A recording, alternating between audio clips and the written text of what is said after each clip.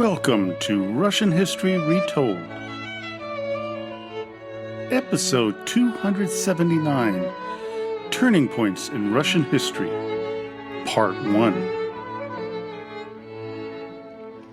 Last time, we covered the long and somewhat stormy relationship between Russia, Soviet Union, and China. Today, I'm going to cover a very sweeping topic of the significant turning points in Russian history. While some of the events will be familiar to those who have followed me all these years, I guarantee that there will be some surprises and events that I have never mentioned before. The first turning point, in my opinion, was Kiev being the center of the early part of the history of the Rus.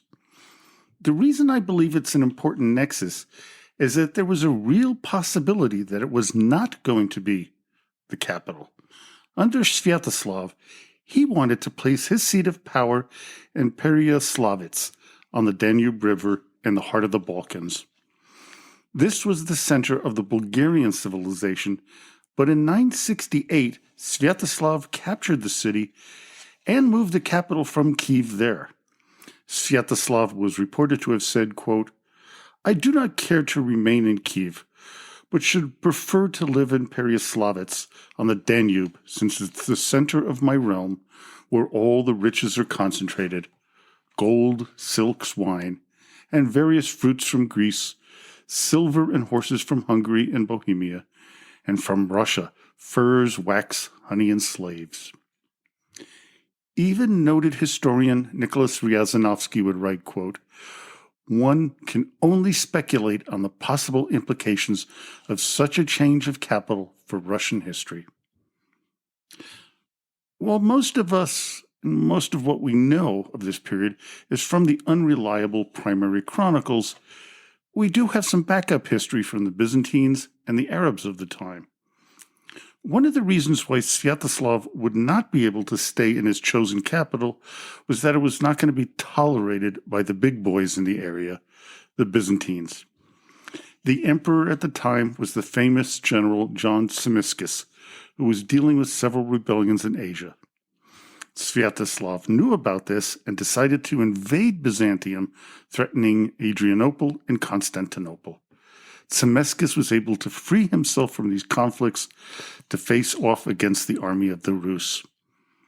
Over the coming 2 years, the two armies faced off against each other in a number of battles. Finally, in July 971, Sviatoslav was forced to sue for peace.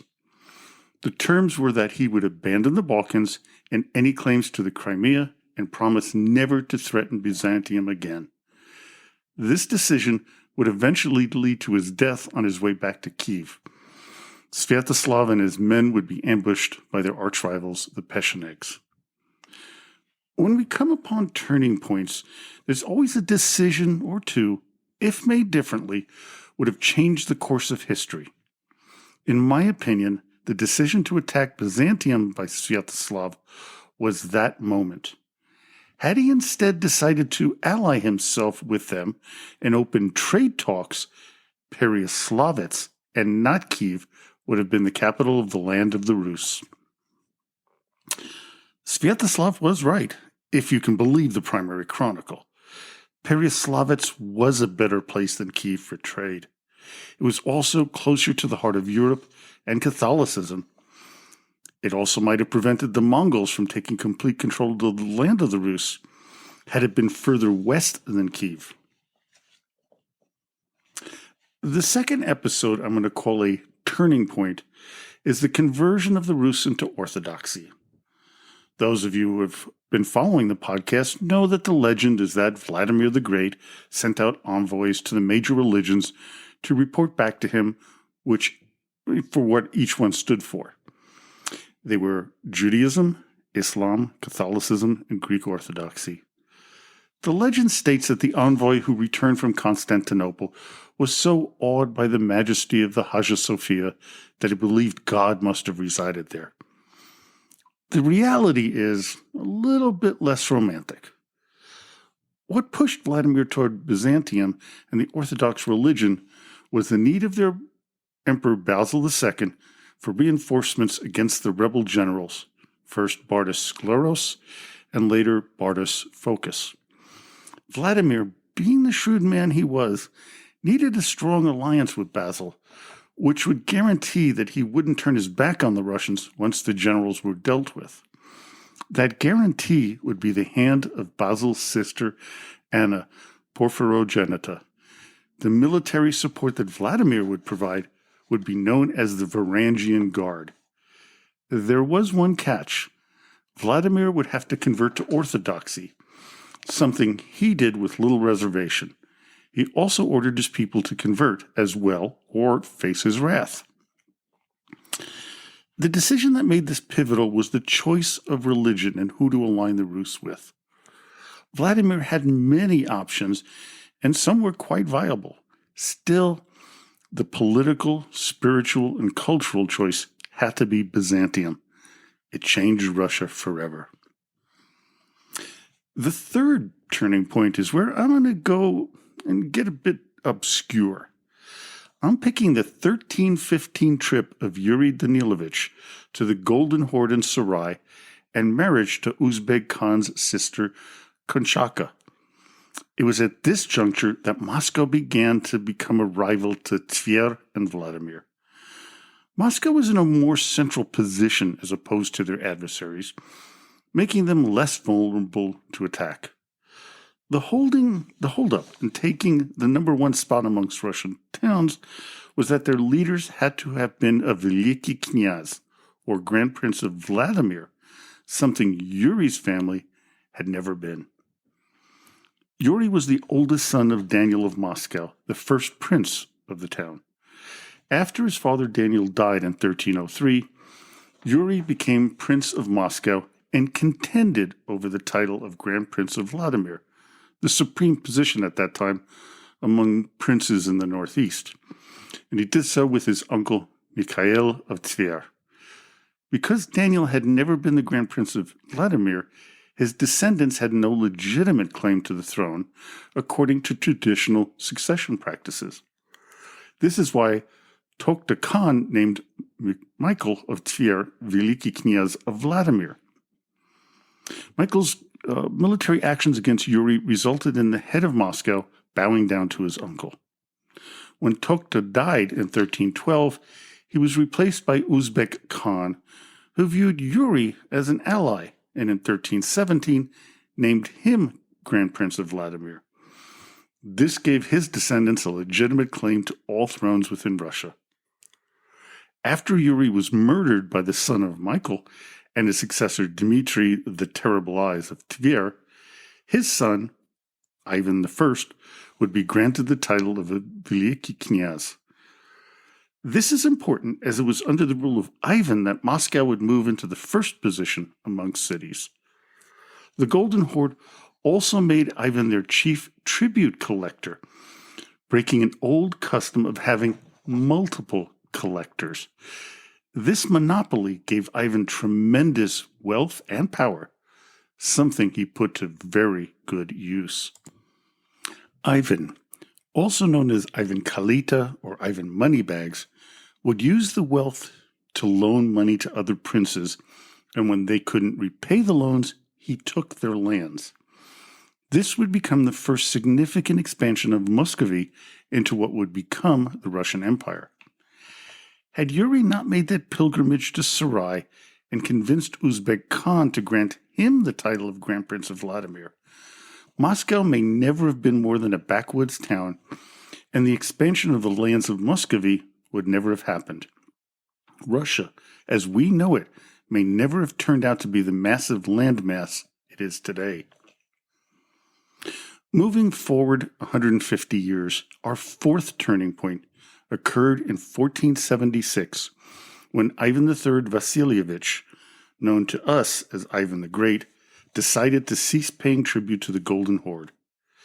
This was a monumental decision, as the Horde was still a threat to the Muscovite nation, but Ivan felt that their internal divisions made the time ripe for the change. Ivan the Great had not only asserted complete independence from the Mongols, but also used this to remove any rivals, like those in Tver and Novgorod, from any claims they had. This would mark an end to the appanage part of Russia, where multiple sons could be given lands to rule over, to a single grand prince with sole leadership of the land that would be known as Russia. This started the authoritarian system of rule that would continue, as we know, to this day. Had Ivan been a weaker leader and not taken the risk of stopping the payment of tribute to the horde, it is likely that Russia would not be the behemoth it is today. Whether this is good or bad is an irrelevant opinion, as any guess would be just that, a guess. Ivan the Great gets his name because he was the right man at the right time, as opposed to someone like Nicholas II, who was the wrong man at the wrong time 400 plus years later. Our next stop is 1581 under the rule of Ivan the Terrible. There were several significant developments during his reign, but in my opinion, the one with the most impact occurred on November 19th, 1581. That was the day that Ivan murdered his son, Ivan Ivanovich. This left Russia with the feeble-minded Fyodor as the sole heir to the throne. Ivan the Terrible's initial heir, Ivan Ivanovich, was groomed to be a competent ruler and would likely have been able to continue the line of the Rurik dynasty, something that was extinguished with the death of Fyodor in 1598. It would also usher in the Time of Troubles, which itself was a turning point in Russian history. In 1613, we have our next turning point. This was the selection of Michael Romanov as the new Tsar of Russia, as voted on by the assembled Zemsky Sobor. According to our limited knowledge of this meeting, there were anywhere from 500 to 700 members, with 277 signatures to the final document that had come down to us.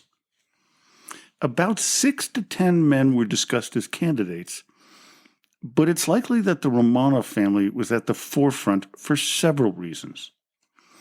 First, he was related to Ivan the Terrible's first wife, Anastasia Romanovna. Her brother Nikita had protected many boyars from the violence of Ivan, so some owed the Romanovs for that. To top it off, Metropolitan Filaret, Michael's father, was still a hostage of the Poles, added to the prestigious position of the family. Just think of the implications of another aspirant gaining the throne instead of the Romanovs. Moving forward, we arrive at the date of October 16th, 1700, with the death of Patriarch Adrian of the Russian Orthodox Church.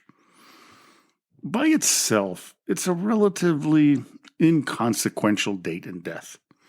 It was what Peter the Great did that marked a turning point in Russian history, as well as the influence of the Russian Orthodox Church. While the bishops of the ROC began to plan a gathering to elect a new patriarch, Peter stopped it. He had enough of the meddling of the church in government policies, as well as their influence on societal behavior, something that the Tsar was trying to change in earnest.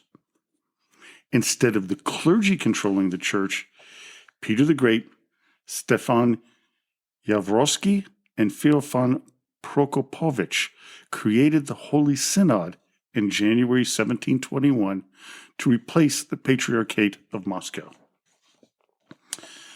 The synod was composed partly of ecclesiastical persons and partly of laymen appointed by the Tsar. Members included the metropolitans of St. Petersburg, Moscow, Kiev, and the Exarch of Georgia. Initially, the synod had 10 ecclesiastical members, but that number changed later to 12. This would continue until the dissolution of the Holy Synod by the Bolsheviks. It was reconstituted and is now mainly under control of the Patriarch and a number of metropolitans. The denial of power by the Church gave more power to the Tsar, which allowed Peter and his successors to reform the Russian government and society. Without this change, Russia would never have become the power it was to become. The next pivotal moment was the Battle of Stenoletsy, fought between July 18th to the 22nd, 1711, between the forces of the Ottoman and Russian empires. This was part of the Pruth River campaign. Peter the Great, as we know, defeated the Swedes and Charles XII at the Battle of Poltava. Some claim this confrontation was a turning point, but it was all but decided before the actual conflict because of the weakness of the Swedish army after the brutal winter of 1708 and 09. Peter was full of himself at the time, feeling like he could win a fight against anyone, as Charles was considered the most brilliant general of his time. What Peter did not count on was the force that was to bear on him by the Turks. A defeat of epic proportions ensued that should have wiped out the entirety of the Russian troops, along with either the capture or death of Tsar Peter. The ill-prepared 38,000 Russians with 5,000 Moldavians found themselves surrounded by the Ottoman army under Grand Vizier Baltachi Mehmet Pasha. There was no escape, forcing Peter to negotiate a treaty. The conflict was ended on July 21st, 1711, by the Treaty of the Pruth, to the great disappointment of Charles XII. The treaty, reconfirmed in 1713 through the Treaty of Adrianople, stipulated the return of Azov to the Ottomans. Taganrog and several Russian fortresses were to be demolished, and the Tsar pledged to stop interfering in the affairs of the Polish-Lithuanian Commonwealth. The aftermath was of little consequence, and the tipping point of history was that the Ottomans did not annihilate the Russian army. Imagine, if you can, in 1711, that Peter was overthrown or died at the battle. The conservatives would have dismantled all the reforms of Peter, and it is likely his son, Alexis, would have been named Tsar. He was such a weak individual that the anti-Petrine reform group would have used him to attain their goals. Russia would have been open to attack, especially from the Ottomans, and would likely never reach the height of power it achieved under Catherine the Great and Alexander I. A turning point in the world, as well as Russian history, occurred on January 5th, 1762. This was the day that Empress Elizabeth died, and her nephew Peter III became emperor. The pivot happened with Peter's reversal of who Russia's allies would be. Prussian armies under Frederick the Great had dwindled to just 60,000 men, and with Berlin itself about to come under siege, the survival of both Prussia and its king was severely threatened. Frederick was contemplating suicide when news of Empress Elizabeth's death reached him. Peter immediately halted the attack on the Prussians and offered 120,000 of his troops to aid Frederick. The defeat of the Prussians would have changed global politics forever and would have strengthened Russia's position in Europe. Peter, of course, would pay for this strategic move with his life when his wife, Catherine II, overthrew him in 1762. This is our next turning point in Russian history. Peter III's overthrow and subsequent murder put a woman on the throne. That in and of itself was not significant, as there were 3 women on the Russian throne previously. It was who ascended, an enlightened woman who would continue the reforms of Peter the Great at an accelerated pace to further Europeanization of Russia. Catherine the Great, of course, would be the last female to be Empress of Russia because of her horrible relationship with her son Paul, the future emperor. There were 2 pivotal moments in Catherine's reign. The first was the signing of the Treaty of Kukuk-Kainarka, which was signed on July 21st, 1774. It marked the end of one of the many Russo-Turkish wars, this one of 1768 to 74, giving many concessions to Russia. It also ended what was known as the old regime of the Ottoman Empire. The Russians gained significant territory, eventually leading to the first partition of Poland. Turkish losses included diplomatic defeats that saw its decline as a threat to Europe, loss over its exclusive control over the Orthodox in its lands, and the beginning of European bickering over the Eastern question that would feature in European diplomacy until the collapse of the Ottoman Empire and the aftermath of World War I. This marked the beginning of the description of the Ottoman Empire as the quote-unquote sick man of Europe. While there would be a few more Russo-Turkish wars, the Ottomans were no longer the threat they had been. Unfortunately for the Russians, the Treaty of Kukuk-Kanyarka would be one of the reasons for the start of the Crimean War in 1853. Our next significant date, also under Catherine, is December 23, 1791, with the establishment of the Pale of Settlement. This was the place Catherine created where the Jewish population could live as they were banned from much of the Russian Empire. The Pale of Settlement included all of modern-day Belarus and Moldova, much of Lithuania, Ukraine, and east-central Poland, with relatively small parts of Latvia and what is now the Western Russian Federation. Even within the Pale, many Jews were banned from some of the resource-rich lands, as well as the most arable agricultural acreage. Because of these limitations, life within the Pale was difficult. It is also where many of the regressive pogroms were initiated, especially under Tsar Alexander III. This, of course, would lead to a large migration from the Pale in the late 19th century. Unfortunately, it still had a large Jewish population, which would suffer greatly when the Nazis occupied the territory in the late 1930s and early 1940s. Our last turning point in today's episode was the Ministry of Internal Affairs establishment, known as the MVD, by Alexander I in 1802.